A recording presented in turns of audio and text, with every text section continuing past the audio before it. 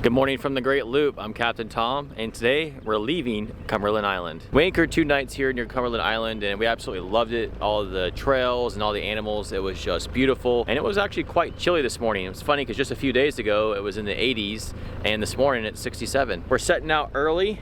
It's 6:35 a.m. and low tide was about 10 minutes ago, so we're leaving on a rising tide because from here, by the time we get to Jekyll Island and Hellgate and a few other spots where it's going to be low, we'll be approaching on a low tide. Worst case scenario, even if we do have any issues, high tide is at noon, and we're only going about 37 miles today. We're trying to head to Fort Frederica.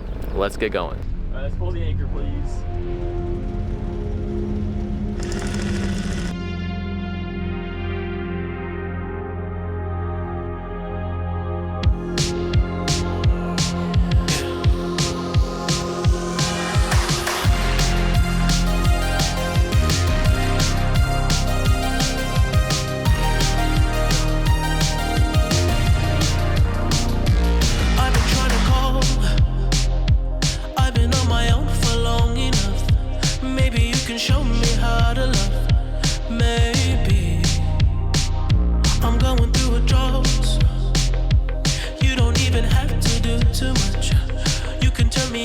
Just a touch, baby. I look around since city's cold and empty. No one's around to judge me. I can see clearly when you're gone. And I said, ooh, I'm blinded by the lights. No, I can't sleep until I feel your touch. I said,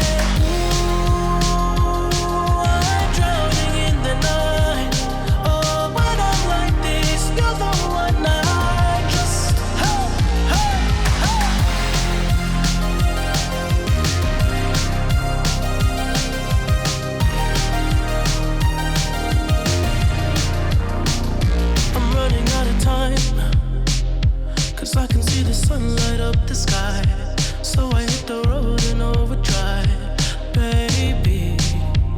Oh, the city's cold and empty. No one's around to judge me. I can see clearly when you're gone. And I said, ooh, I'm blinded by the lights. No, I can't sleep until I feel your touch. I said, ooh, I'm drowning in the night. Oh, when I'm like this, you're the one I trust. I'm just coming back to let you know I can never say it on the phone.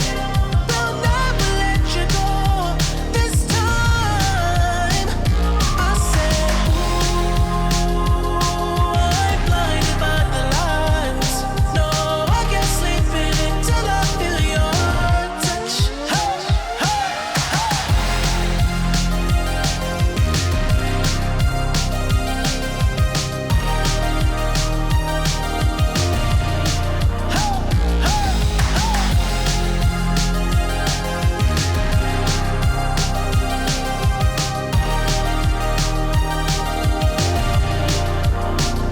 I said, ooh, I'm blinded by the lights. No, I can't sleep until I feel your touch. We're on the north side of Cumberland Island now. It's on our starboard side. So we're heading into the St. Andrews Sound. It is nice and quiet this morning. I think we've only seen one other boat go by, and we're on a rising tide. It is currently 8:28 a.m. and the low tide was about 7 a.m. So we're a foot above low tide now and it's rising. I think high tide is somewhere around noon. So we're about to go through the sound. According to the winds and everything, on windy it's saying 5 to 7 miles per hour and like 2-foot waves, so really nothing. It's been beautifully calm all morning, so we're hoping we can take the direct route across St. Andrews Sound and not have to take the westerly route. The reason that we want fair weather to get across St. Andrews Sound is because it's a notoriously nasty crossing. I mean, like the swell off the ocean, plus if you have any winds, you got the tide current going in and out. So it could just be a really nasty crossing, which is why there's a westerly route that is more protected So a lot of people take the westerly route, which takes more time. It's more fuel. It's just a longer route to kind of wind through versus just going straight across the sound.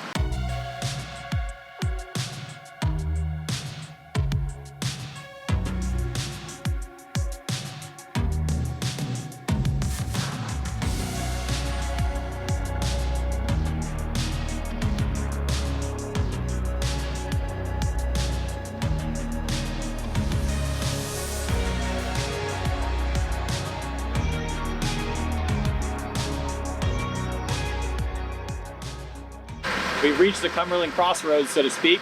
We're at the north side of the island, and we can veer towards our port, towards the west, and go towards the safe track, or we can go out into the sound. And I think that's what we're gonna do. We felt a little bit of swell here and there, but it looks absolutely gorgeous out there. We saw another ship come by that was out there, and it looked like it was doing good, so we're gonna go for it. We can always change our mind, turn around, and go the safe route. So, heading out. I spent a whole lot of time making you mine, taking that rough sun, making it shine. Bailey's been tough in playing my mind, and I don't talk about love so much these days. I find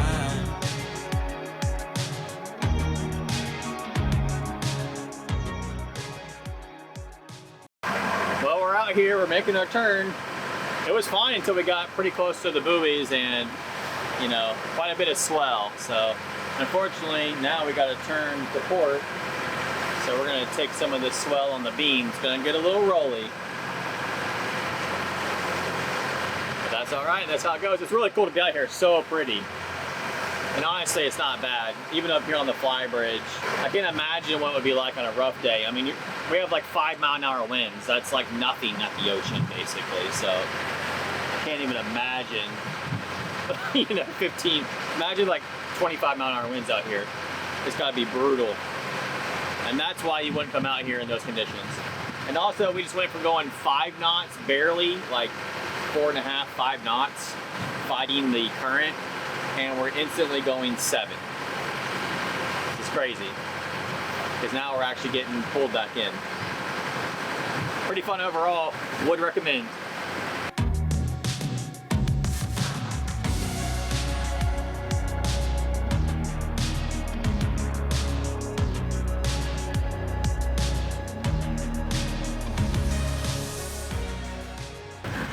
Making it safely back in. We now have the swell pushing us in. It's kind of fun. We're surfing occasionally, so we're kind of going slow. And a wave will kind of pick us up, and we've hit over 10 miles per hour.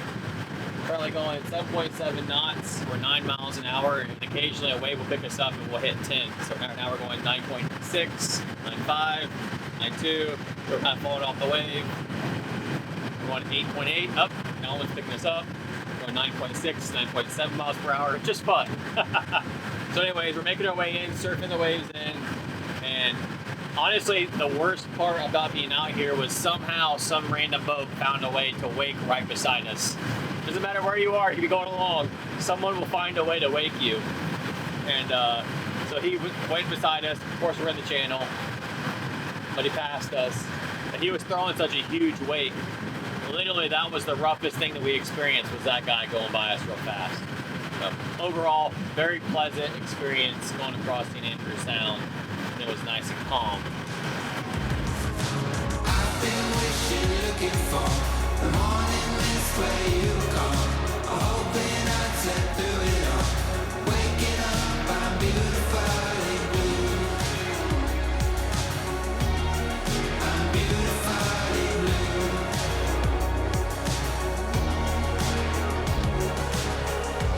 You like my driving arrangement? Yeah.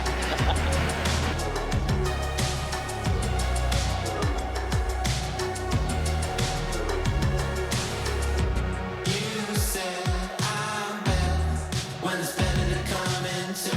I rest my head. I'm better at resting blue.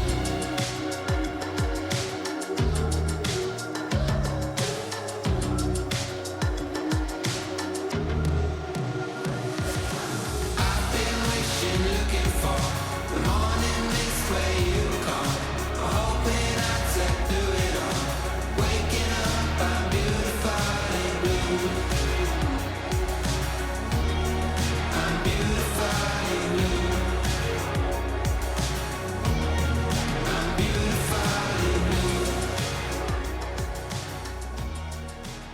We're currently passing through Jekyll Creek, aka Mud River, and it is currently 10:45.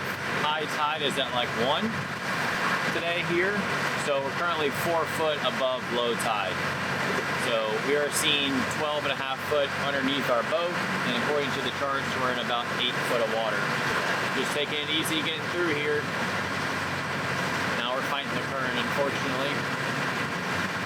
It looks like there's a wildfire going on. It is very smoky through here. We assume there's a fire nearby, but we haven't been able to find one just looking online real quick.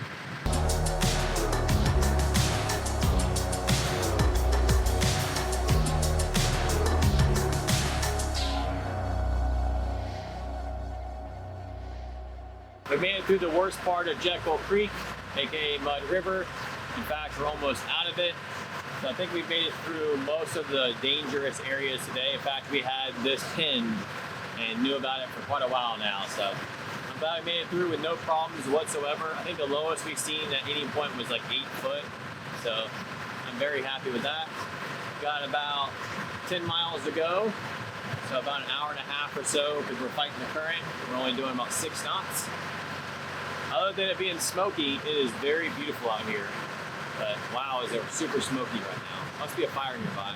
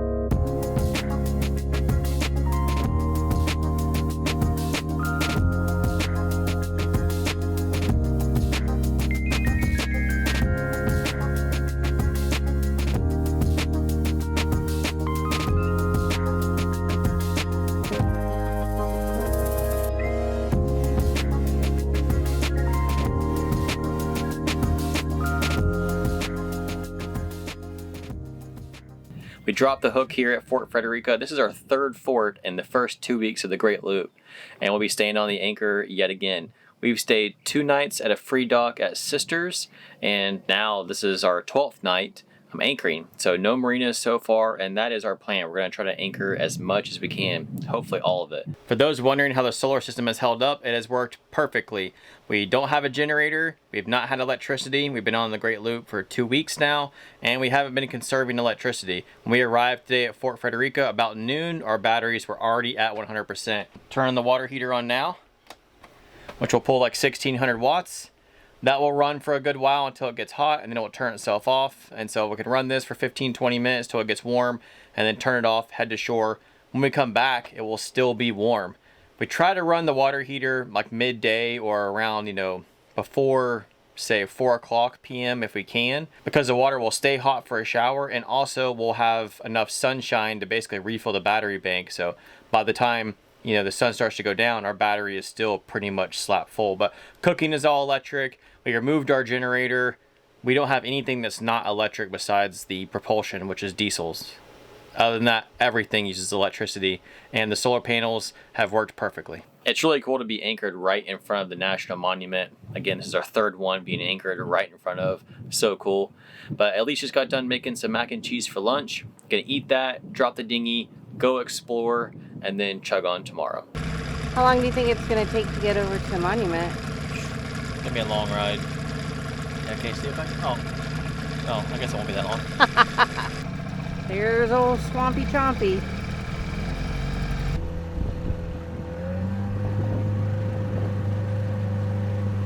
The Fort Frederica kayak launch isn't the most ideal dinghy dock as it's exposed to the mud 2 hours on either side of low tide. But it's absolutely worth it to explore Fort Frederica National Monument. We thought it'd be difficult to top our experiences with the feral horses on Cumberland Island, but Fort Frederica has its own magic. A huge town lived here, and although most of it is gone except for the foundations, the park is laid out like streets were when the town was still occupied, so it's easy to meander around the grassy areas, which are shaded by enormous live oak trees. We frequently peeked out at Swamp Puppy throughout our walk along the bank, still impressed that we owned a boat that is still floating. In the early 1700s, Georgia was the epicenter of centuries-old conflicts between Spain and Britain. During this time, British General Oglethorpe established the colony of Georgia in the region between the British-ruled colony of South Carolina and the Spanish-ruled colony of Florida. His initial concept for the colony was as much a social experiment as it was a small town. The colonists were considered worthy debtors who came to settle the land instead of going to prison. Several years later, to prepare for a war between Spain and Britain over slavery, Oglethorpe built a defensive wall that surrounded the entire town and helped to give it its fort-like appearance. There are barracks in the town on the north side, 90 feet square, built of tabby, covered with cypress shingles. But the actual fort itself was a smaller building. It was made of tabby, which is a kind of concrete composed mostly of oyster shells. After several battles, including the Battle of Bloody Marsh, a regiment of British soldiers were able to successfully fight off a Spanish attack at the fort in 1741. But after Britain and Spain signed a peace treaty several years later, many settlers left the fort, and then a fire in 1758 destroyed most of what remained. The National Monument preserves archaeological remnants and foundations from the fort and the town. I'm attempting to catch some redfish here in Georgia. Don't know if it's possible or not. Non-residence license was only $10 for a day, and then $3.50 for like a day after that or something, so pretty cheap.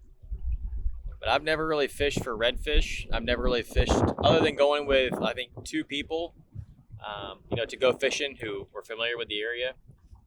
For inshore fishing, I've never done it. I've done scallops and stuff like that, but being from Central Florida, it's all bass fishing. So I've fished for bass all over the state. This is what I got tied on. Allegedly, it's good fishing time, according to the fish, calculators or whatever. It's supposed to be good fishing time right now. I don't even know how to work this. Like, should I jig it, Working on the bottom, or should I just reel it back to me? I have no idea. So I used to bait casters as well. So using a spinning rod is a little different. I mean, I've used plenty of spinning rods, don't get me wrong, while like trout fishing. The current is ripping through here, so I'm just facing into the current with a slow trolling motor. It got it set to number 2, so I'm just kind of guiding myself along. In about 6 foot of water. I just saw something over there splash. And it's in a similar location to where I'm fishing relative to the bank, so maybe I'm in the right spot. I have no idea.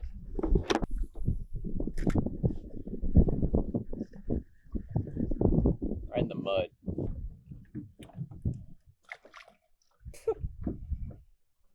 Mullet just jumped out near me. Oh, there's a creek. I see a creek on the map, so I'm gonna go over there and get out this big river. See how that works. Went up this little creek and there's an egret. A great egret, white one. So I know that typically where there's birds, there's fish, right? So they're out hunting.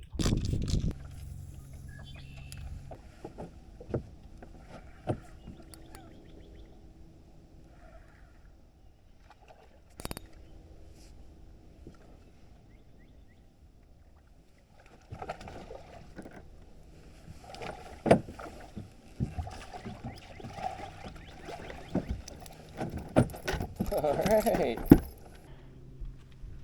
How pretty that is, though. Finally got something right off this dock. Check it out. It's pretty. I'm gonna let him go. Well, I'm happy that I got one. I'm about to head back because the sun is getting a little low. It's 6:52 and I know the sun sets in the next hour. So I'm gonna start heading back because I got a good little ways to go before I get back. And then I gotta put the dinghy back on Swamp Puppy so that we can take a little bit of a ride tomorrow. So if you have any tips for redfish, let me know. I'm glad that I got that one. I would guess it was about 17 inches, just based on, you know, measuring lots of fish over the years. Probably something like that. It was pretty skinny though. But I keep seeing splashes all over, but I haven't had any luck. That was the only bite that I got, and I caught the fish. So, but I guess my instincts work right to come up the creek, and I fished some of those docks. They had some oysters around them, and that's where I got them at. All right, let's head back.